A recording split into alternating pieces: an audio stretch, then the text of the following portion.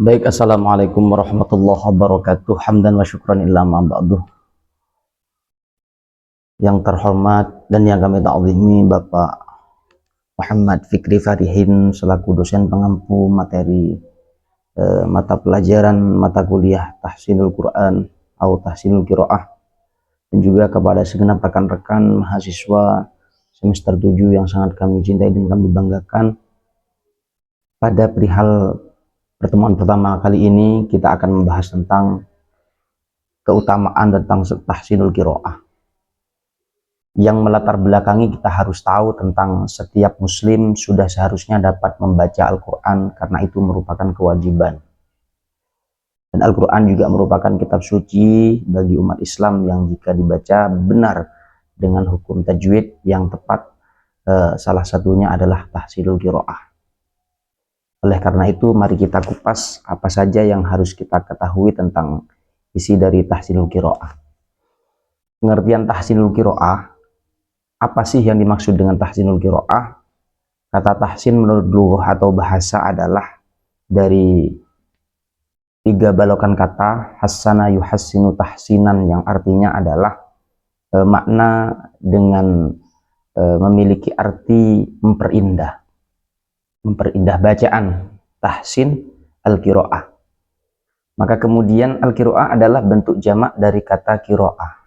Istilah qiraah merupakan kata benda berbentuk masdar yang berasal dari kata qara'a, yaqra'u qira'atan. Maka oleh karena itu secara terminologi bahasa adalah tahsinul qiraah. Tahsinul qiraah merupakan bacaan yang harus diperindah melalui cara atau metode yang tepat sesuai dengan tata cara tajwid yang benar. Kemudian ruang lingkup tahsinul qiraah. Ada beberapa ruang lingkup yang terdapat dalam materi tahsinul qiraah. Yang pertama terkait dengan makharijul huruf. Jadi yang harus kita ketahui, kita harus menguasai makhraj yang ada dalam huruf. Dimulai dari alif, ba, ta, tha, jim, ha, kha, dal, dha ila akhirih. Jadi karena dalam setiap kata pasti ada huruf yang harus kita ketahui, harus ada huruf yang harus kita benahi. Karena ketika kita salah dalam menyebutkan makhraj, maka juga akan salah dalam peletakan makna. Yang kedua terkait dengan sifat huruf. Maksud dari sifat huruf adalah sesuatu yang datang ketika huruf hijaiyah tersebut diucapkan dan makhrajnya, dari makhrajnya. Jadi ada sifat huruf yang harus kita ketahui, ada yang bersifat halki, ada rokhawah dan sebagainya. Tuh. Kemudian ada lagi ahkamul huruf. Apa itu ahkamul huruf? Hubungan antara huruf seperti ketika alif dan ta'rif menghadapi salah satu huruf hijaiyah. Ada yang nanti ketika yang dibaca, ada yang dibaca idgham, kemudian ada yang dibaca izhar, ada yang dibaca ikhfa. Jadi memberitahu bahwa ketika ada salah satu tanda yang ketika bertemu dengan huruf hijaiyah, maka itu juga harus kita ketahui. Kemudian yang keempat adalah mad dan qasr. Artinya apa? Mad qasr itu adalah mengenai hukum memanjangkan dan memendekkan bacaan. Jadi yang panjang harus dibaca panjang, yang pendek pun juga harus dibaca pendek. Itu yang harus diketahui. Contoh fa'ala sama fa'ala beda. Ya, fa'ala memanjangkan, kalau fa'ala panjang. Itu seperti itu.